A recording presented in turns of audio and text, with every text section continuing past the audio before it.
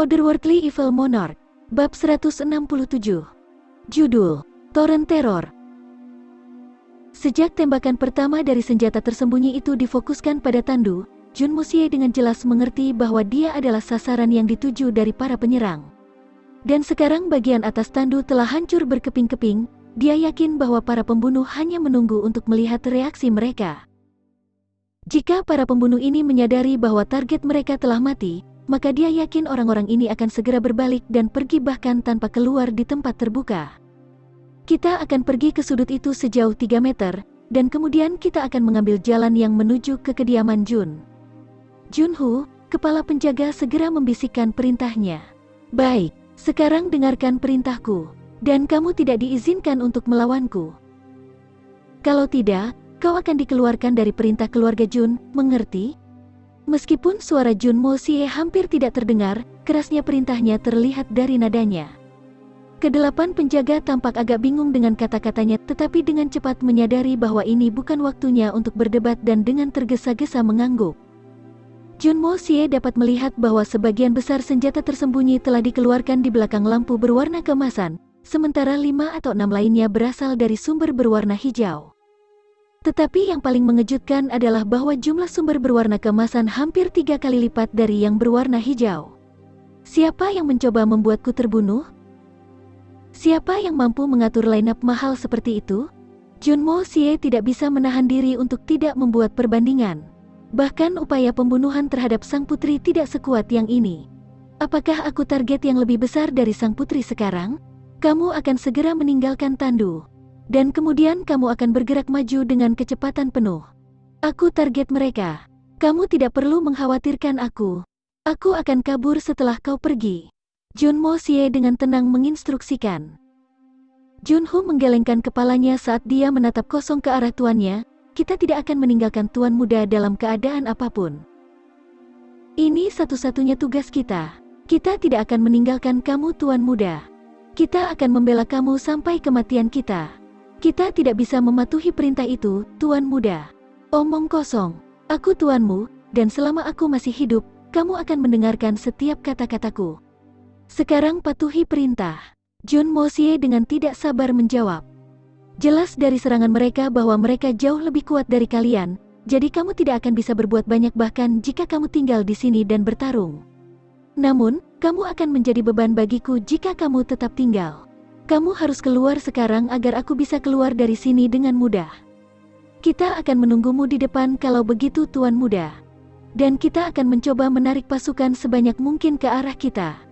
Junho tidak ragu sedikit pun saat mengambil keputusan, jika tuan muda meninggal, maka aku tidak akan menunggu penghakiman militer. Aku akan segera menaruh pisau di tenggorokanku, dan aku akan bunuh diri. Dia memerintahkan anak buahnya, dan 8 siluet segera bergegas keluar. Aku tidak peduli siapa kamu, dan aku juga tidak akan peduli dengan penghasutmu. Karena kamu datang untuk membunuhku, kamu harusnya siap menghadapi konsekuensinya. Saat Jun Mosie menyaksikan 8 pengawalnya mencapai sudut, kilatan kemuliaan yang sudah lama hilang bersinar di matanya. Sepertinya tidak dapat dihindari untuk mengungkapkan cara masa laluku hari ini. Jadi, waktunya untuk membunuh. Senyuman mengerikan muncul di wajahnya saat tubuhnya tenggelam lebih dalam ke kursinya. Seperti kepingan salju di bawah sinar matahari musim panas, tubuhnya menghilang ke tanah di bawah tanpa jejak, meninggalkan Tandu kosong sama sekali. Pergerakan pengawal telah membuat para pembunuh bingung. Mereka telah memata-matai selama beberapa hari sampai sekarang, dan bahkan telah bersusah payah menyuap penjual lokal untuk mengumpulkan informasi yang dapat dipercaya tentang aktivitas Jun Mosie. Mereka benar-benar yakin bahwa Jun Mosie sedang duduk di dalam Tandu. Tapi mengapa para penjaga itu meninggalkan Tandu? Apakah mereka hanya mencoba mengalihkan perhatian kita? Tapi itu tidak masuk akal. Mereka bahkan tidak mengintip ke dalam Tandu untuk melihat apakah tuan mereka masih hidup atau sudah mati. Mereka baru saja kabur. Bagaimana bisa penjaga yang tidak bertanggung jawab seperti itu ada di bawah matahari ini? Tetapi sumber aku yakin bahwa para penjaga ini paling setia kepada keluarga Jun, dan bahkan tidak takut mengorbankan hidup mereka demi tuan mereka. Ini sangat aneh. Mungkinkah itu Tandu? Benarkah? Kosong. Tidak, itu tidak mungkin. Hanya ketinggian tandu sudah cukup untuk menunjukkan bahwa seseorang ada di dalam tandu. Karena itu, seseorang pasti masih ada di sana. Tapi pasti ada alasan kenapa mereka meninggalkan tandu dan kabur. Meskipun kepalanya dipenuhi dengan beberapa kemungkinan yang berbeda, pemimpin dari para pembunuh segera mengeluarkan perintahnya. 2 tim akan pergi dan menghentikan ke-8 penjaga itu, tapi pastikan kamu tidak membunuh mereka semua. Setidaknya 1 orang harus ditawan.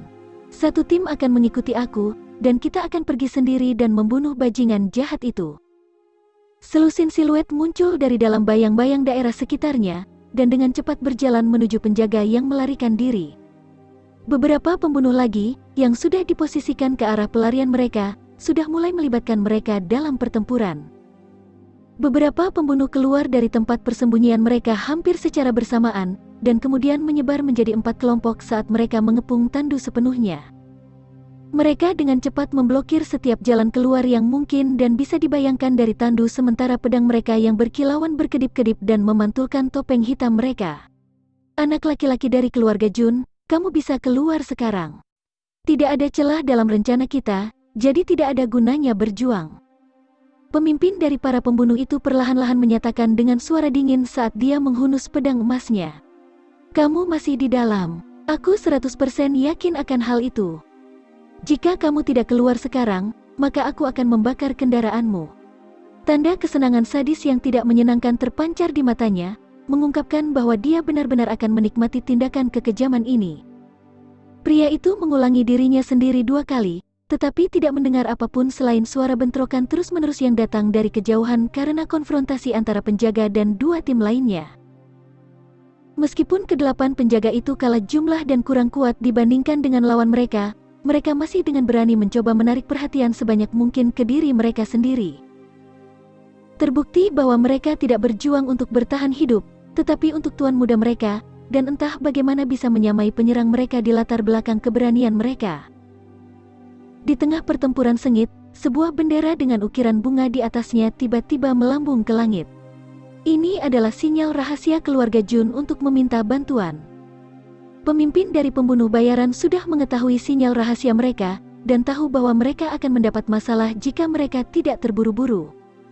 Oleh karena itu, dia melambaikan tangannya dan dengan kejam memerintahkan, "Bakar dia." 5 atau 6 obor menyala pada saat bersamaan, dan dipasang bersentuhan dengan kain tandu dan struktur bambunya. Dengan angin yang membantu niat mereka, kobaran api langsung menguasai nasib tandu, sementara wajah para pelaku pembakaran bersuka cita saat mereka mencoba membayangkan perjuangan sia-sia Jun Mo Xie untuk melarikan diri. Namun, tawa mereka tiba-tiba berhenti. Mereka terkejut saat menyadari bahwa api hanya menimbulkan suara gertakan pada struktur tandu, tetapi bukan dari jeritan Jun Mo Xie. Selain itu, satu-satunya bau yang bisa mereka cium adalah dari benda mati yang terbakar, dan bukan tubuh yang hidup. Apa yang terjadi? Apakah bajingan jahat itu benar-benar tidak ada di tandu? 2 pria secara bersamaan membuka rantai yang tersembunyi dengan rapi di lengan baju mereka.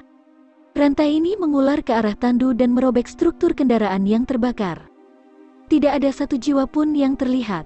Li Ziwu, apa yang terjadi? Suara sedingin es terdengar dari kejauhan.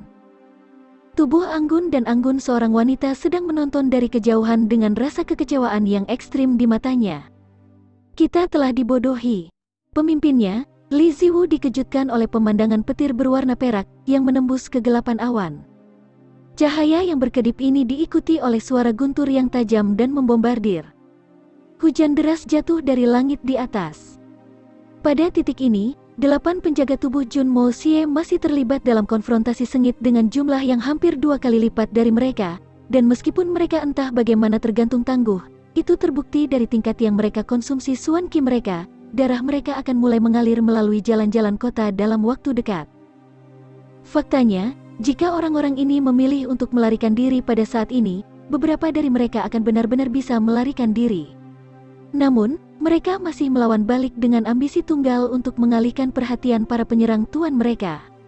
"Hei, bagaimana kabarmu?" Sesosok hantu tiba-tiba muncul di belakang salah satu pria bertopeng hitam.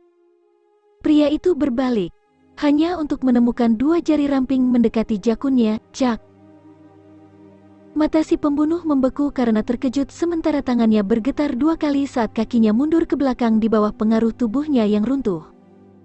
Karena kemunculan sosok ini terlalu ambigu, salah satu pembunuh tidak dapat menemukannya. Yang dia lihat hanyalah rekannya yang pingsan, dan tidak dapat memahami mengapa rekannya memilih untuk jatuh ke tanah tanpa alasan. "Apa yang kamu lakukan?" Dia bertanya sambil mengulurkan tangannya untuk membantu rekannya. Saat telapak tangannya bersentuhan dengan tubuh almarhum rekannya, 15 temannya yang tersisa dengan tergesa-gesa berteriak, "Hati-hati! Mereka terlambat!"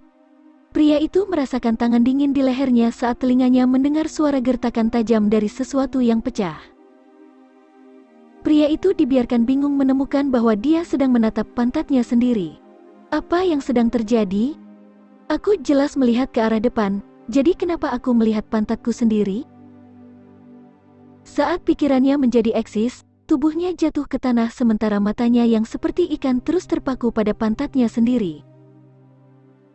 Pria ini cukup beruntung, terutama ketika seseorang menganggap fakta bahwa dia meninggal tanpa rasa sakit, dan hanya melihat pantatnya sendiri di saat-saat terakhirnya, dan bukan benda asing.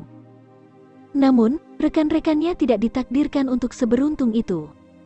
Petir terus mengiringi hujan deras yang turun.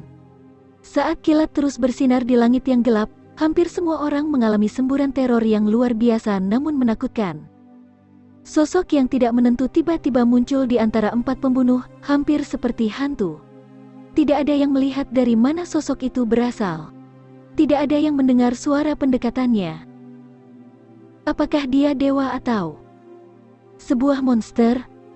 Seperti iblis dari mimpi buruk, yang mata mereka bisa lihat tapi tangan tidak bisa menyentuh, monster itu dengan santai memotong hidup mereka. Tak berdaya, mereka hanya berdiri di sana dalam penerimaan pasif atas nasib mereka.